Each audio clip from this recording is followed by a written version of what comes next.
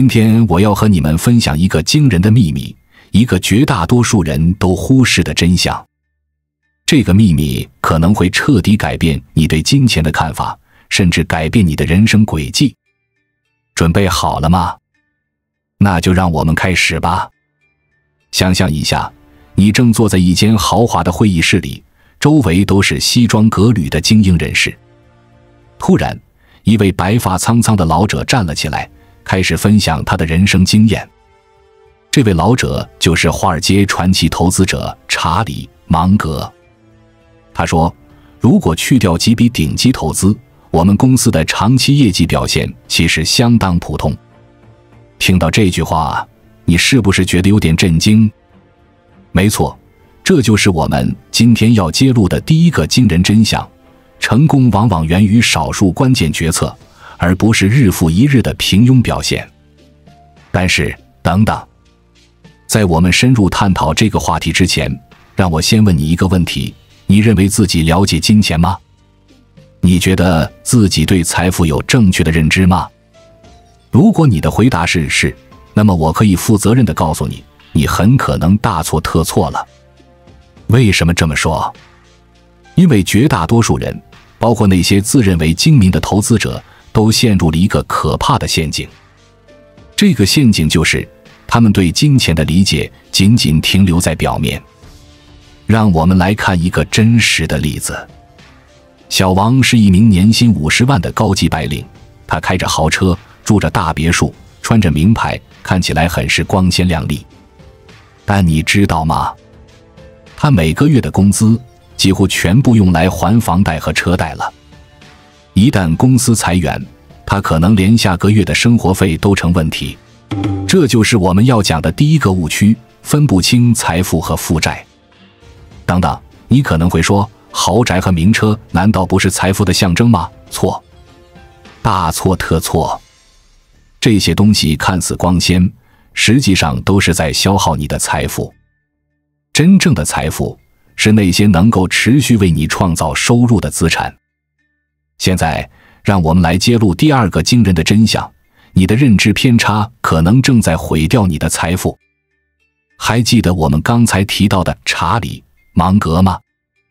他还说过一句话：我们对于金钱的个人经验可能只有1/1000符合实际，但它却构成了我们对于世界运作方式主观判断的80%。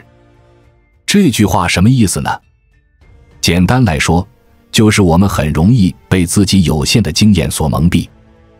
比如，你的父母可能告诉你，要找个稳定的工作，买房才是最保险的投资，但是在这个瞬息万变的时代，这种观念可能已经完全过时了。想想看，如果你的父母经历过战争年代，他们可能会认为囤积粮食是最安全的投资。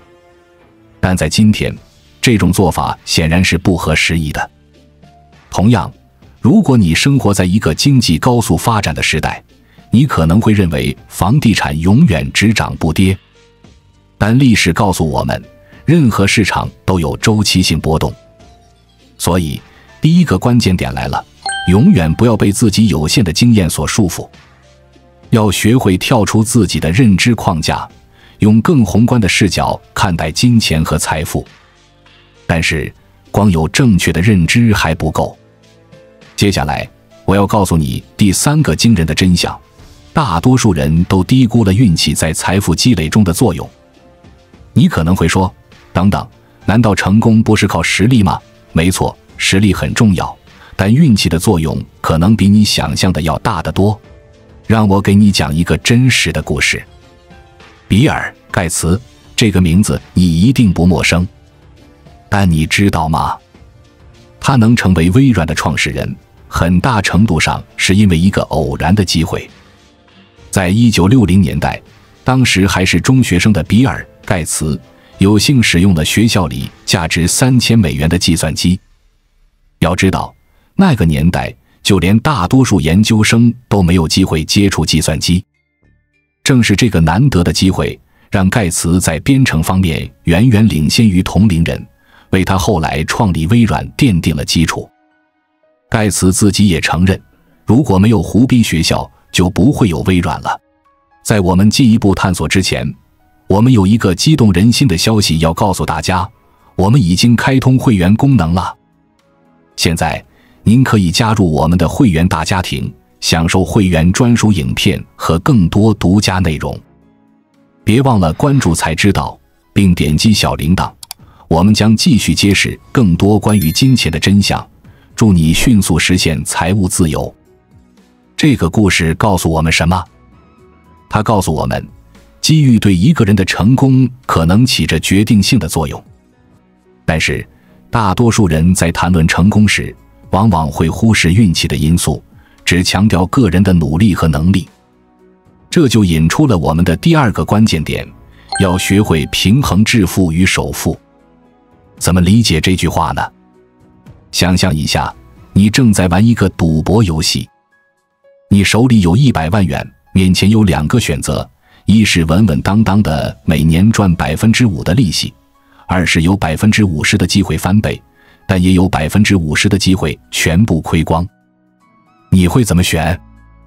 大多数人可能会选择第一个选项，因为它看起来更安全。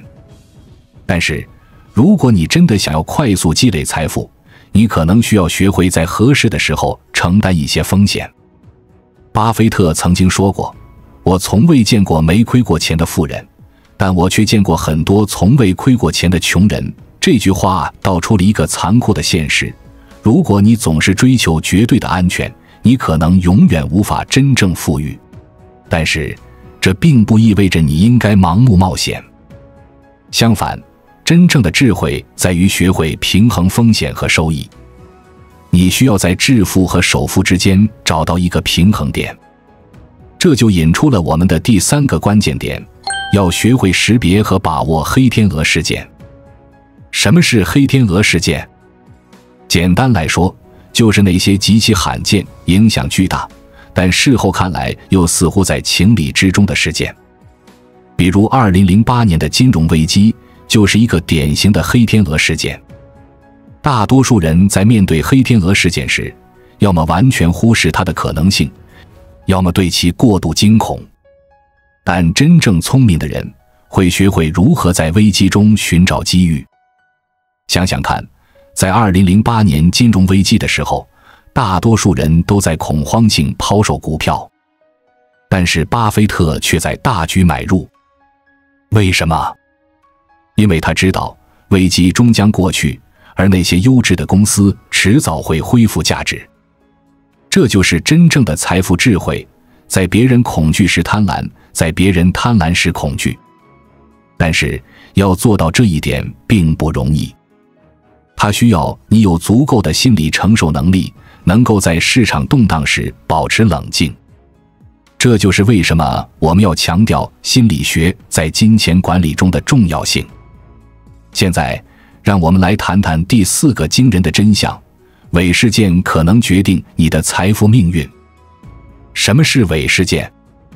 简单来说，就是那些看似微不足道，但实际上对结果起着决定性作用的事件。还记得我们开头提到的查理·芒格的那句话吗？如果去掉几笔顶级投资，我们公司的长期业绩表现其实相当普通。这句话道出了一个残酷的现实：你的大部分努力可能都是徒劳的，真正决定你命运的，可能只是少数几个关键决策。想想亚马逊吧，你知道吗？亚马逊曾经推出过智能手机、团购平台、旅行服务平台、在线拍卖平台，甚至电动车品牌。但这些项目全都惨败。真正让亚马逊成为巨头的是它的 Prime 会员服务和 AWS 云服务。这告诉我们什么？它告诉我们，成功并不需要你事事都做对。相反，你只需要在少数几个关键决策上做对就足够了。但问题是，我们怎么才能识别这些关键决策呢？这就需要我们具备敏锐的洞察力和果断的行动力。让我给你举个例子。假设你是一名程序员，正在考虑是否要学习一门新的编程语言。你可能会觉得多学一门语言总是好的，但是如果你仔细观察市场趋势，你可能会发现某些新兴的技术，比如人工智能，可能会在未来几年内彻底改变整个行业。在这种情况下，与其花时间学习一门普通的编程语言，不如全身心投入到人工智能的学习中去。这个决定可能会成为改变你职业生涯的关键转折点。这就是我们要强调的第4个关键点，要学会识别和把握那些可能改变你命运的关键决策。不要把时间和精力平均分配到每件事上，而要集中火力攻克那些真正重要的难关。但是，这里有一个陷阱需要注意。很多人在听到这种建议后，可能会想，好，那我就放手一搏，全力以赴做一件大事。慢着，这种想法虽然勇气可嘉，但可能会让你犯下致命的错误。为什么？因为你忽视了我们前面讲到的黑天鹅事件。记住，无论你多么自信，无论你的计划看起来多么完美，总有一些你无法预料的风险存在。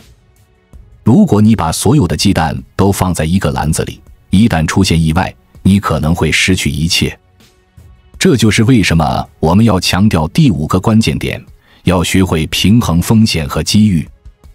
具体怎么做呢？一个好的策略是巴比伦理财法则中提到的11法则。简单来说，就是把你的收入分成11份，其中10份用于日常开支和投资，剩下的1份用于冒险。这样做有什么好处呢？首先，它确保了你的基本生活和长期投资不会受到影响。其次，它给了你一个可以放心冒险的空间。你可以用这1份钱去尝试那些高风险高回报的投资，或者去学习一些可能改变你命运的新技能。但是，请记住，这里的冒险不是让你去赌博或者参与传销，而是让你去尝试那些虽然风险较高，但如果成功了，可能会带来巨大回报的事情。比如，你可以用这笔钱去参加一个高级培训课程，或者去尝试创业。即使失败了，你也只是损失了收入的一小部分。但如果成功了，回报可能是难以想象的。现在，让我们回到视频开头提到的那个会议室。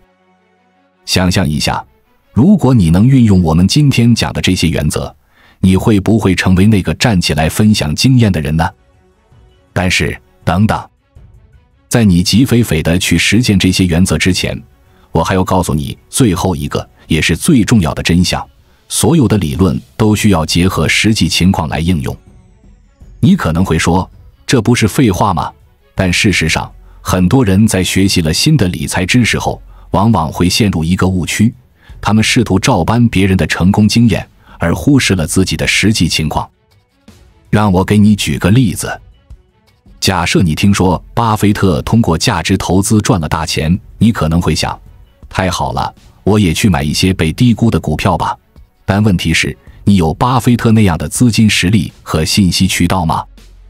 你能像他那样长期持有股票而不受短期波动的影响吗？这就是为什么我们要强调最后一个关键点，要学会根据自己的实际情况制定适合自己的理财策略。那么，具体该怎么做呢？我建议你可以从以下几个方面入手。首先，诚实地评估你当前的财务状况，包括你的收入、支出、债务、资产等。不要夸大，也不要缩小，要客观公正地看待自己的财务状况。其次，明确你的长期财务目标，是想早日实现财务自由，还是想为子女的教育储蓄？不同的目标可能需要不同的策略。第三，评估你的风险承受能力，这不仅包括你的财务状况，还包括你的心理承受能力。有些人可能财务状况不错，但面对市场波动时容易感到焦虑，这也会影响你的投资决策。第四，了解你的知识储备和时间投入。如果你对金融市场了解不多，又没有太多时间研究，那么追求激进的投资策略可能不太适合你。最后，要时刻警惕自己的认知偏差。我们每个人都会受到自己经历和环境的影响，形成一些固有的观念。这些观念可能在某些时候是正确的，但在另一些时候可能会误导我们。比如，你可能听父母说过买房子才是最好的投资。在过去的几十年里，这个建议在很多地方确实是正确的。但是，你有没有想过，在当前的经济环境下，这个建议是否仍然适用？让我给你讲一个我朋友小李的故事。小李是个年轻有为的工程师，年薪50万。在听说房地产市场火热后，他决定全力以赴买一套豪宅，几乎花光了所有积蓄，还背上了沉重的房贷。起初，小李觉得自己做了个明智的决定，但是随着利率上升和房地产市场降温，他发现自己陷入了困境。每月的房贷压力让他喘不过气来，没有余钱投资其他领域，更别说享受生活了。最糟糕的是，当他的公司因为经济下滑而开始裁员时，小李发现自己完全没有应对风险的能力。他不得不以低价卖掉房子，不仅亏了钱，还影响了生活质量。这个故事告诉我们什么？它告诉我们，盲目跟随所谓的投资建议，而不考虑自己的实际情况，可能会带来灾难性的后果。相比之下，让我们看看另一个例子。小王和小李年龄相仿，收入也差不多，但是小王采取了不同的策略。他没有急于买房，而是先租了一个适中的公寓。他把多余的钱分散投资到股票、基金和一些小规模的创业项目中。当经济下滑来临时，小王虽然也受到了影响，但他的风险分散策略让他能够从容应对。他甚至利用市场低迷的机会，低价买入了一些优质资产。这两个例子生动地说明了为什么我们要根据自己的实际情况制定理财策略。没有一种策略是适合所有人的。你需要根据自己的财务状况、风险承受能力和长期目标来制定适合自己的计划。现在，让我们回到视频开头提到的那个惊人的秘密。你猜到是什么了吗？没错，这个秘密就是真正的财富智慧不在于掌握多少理财技巧，而在于深刻理解自己，并据此制定适合自己的财富策略。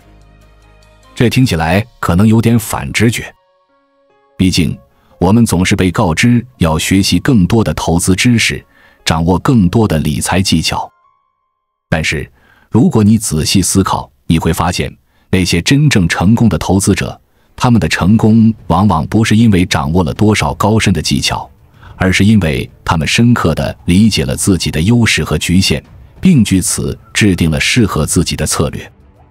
巴菲特之所以成功，不仅是因为他精通价值投资，更是因为他深知自己的优势在哪里，并且始终坚持自己的投资理念，不为市场的短期波动所动摇。乔布斯之所以能够带领苹果公司创造奇迹，不仅是因为他有卓越的创新能力，更是因为他深刻理解自己的强项和弱点，并据此组建了一个能够互补的团队。所以，如果你真的想在财富积累的道路上取得成功，最重要的不是盲目的学习各种理财技巧，而是要深入了解自己，找到适合自己的道路。那么，具体该怎么做呢？这里有几个建议：一、诚实面对自己的财务现状，不要逃避，也不要自欺欺人。只有清楚地知道自己站在哪里，才能规划好前进的方向。二、认清自己的优势和劣势。每个人都有自己的长处和短处，有些人善于分析数据，有些人则更擅长把握市场情绪。了解自己的优势，才能扬长避短。三、明确自己的财务目标。是想要快速积累财富，还是更看重稳定的收入？不同的目标需要不同的策略。4、评估自己的风险承受能力。这不仅包括财务上的承受能力，还包括心理上的承受能力。有些人可能财务状况允许承担高风险，但心理上却无法承受大幅度的波动。5、制定符合自己实际情况的投资策略。不要盲目模仿他人，而要根据自己的实际情况来制定策略。6、持续学习和调整。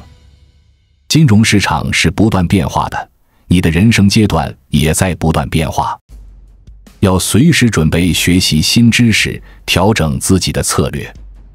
现在，让我们来做一个小测试。想象一下，如果你突然收到一笔100万的意外之财，你会怎么处理？是全部用来买房，还是全部投资股市，或者是存入银行吃利息？在你回答之前，先停下来想一想，这个决定是基于深思熟虑的分析，还是仅仅是一时冲动？它是否考虑到了你当前的财务状况、长期目标和风险承受能力？如果你发现自己难以做出决定，或者决定的理由仅仅是别人都这么做，那么恭喜你，你已经开始意识到个人财务决策的复杂性了。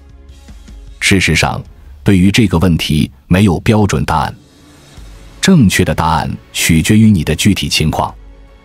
也许你已经有了稳定的收入和足够的储蓄，那么把这笔钱用于一些高风险高回报的投资可能是个不错的选择。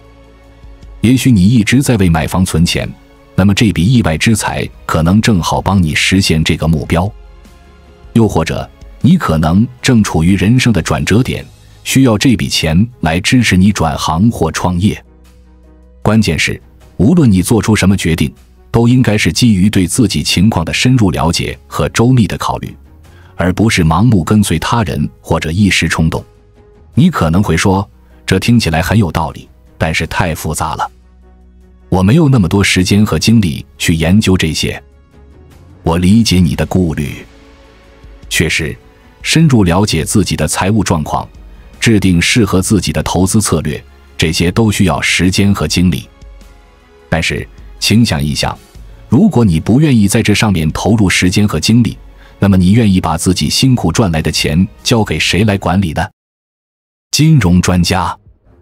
他们确实有专业知识，但他们真的了解你的具体情况和需求吗？朋友或家人的建议，他们可能出于好意，但他们的建议是否适合你的具体情况呢？还是说，你准备把自己的财务未来完全交给运气？事实上，没有人比你自己更了解你的情况，也没有人比你自己更关心你的财务未来。投入时间和精力来了解和管理自己的财务，这不是一种负担，而是对自己负责的表现。你可能还会问，但是我对金融一窍不通，从哪里开始呢？这是一个很好的问题。事实上，你并不需要成为金融专家才能管理好自己的财务。以下是一些简单的步骤，可以帮助你开始。1、记录你的收入和支出。这看似简单，但却是了解自己财务状况的第一步。你可以使用一些手机应用来帮助你轻松完成这个任务。2、设定明确的财务目标。可以是短期目标，如3个月内存够1个月的生活费，也可以是长期目标，如10年内实现财务自由。3、学习基本的金融知识。你不需要成为专家，但了解一些基本概念，如复利、通货膨胀、资产配置等，会对你的财务决策有很大帮助。4、从小额投资开始。不要一开始就投入大笔资金，先用小额资金尝试不同的投资方式，积累经验。5、持续学习和调整。财务管理是一个终身学习的过程。随着你知识和经验的积累，不断调整和优化你的策略。记住，财务自由不是一夜之间就能实现的，它需要时间、耐心和持续的努力。但是，只要你坚持下去，你一定会看到成效。现在，让我们回到视频开头提到的那个会议室。想象一下，如果多年后的你坐在那里，回顾自己的财富积累之路，你希望看到什么样的景象？是因为盲目跟随他人建议而后悔不已，还是因为深入了解自己，制定了适合自己的策略而感到自豪？选择权在你手中，你准备好开始你的财富积累之旅了吗？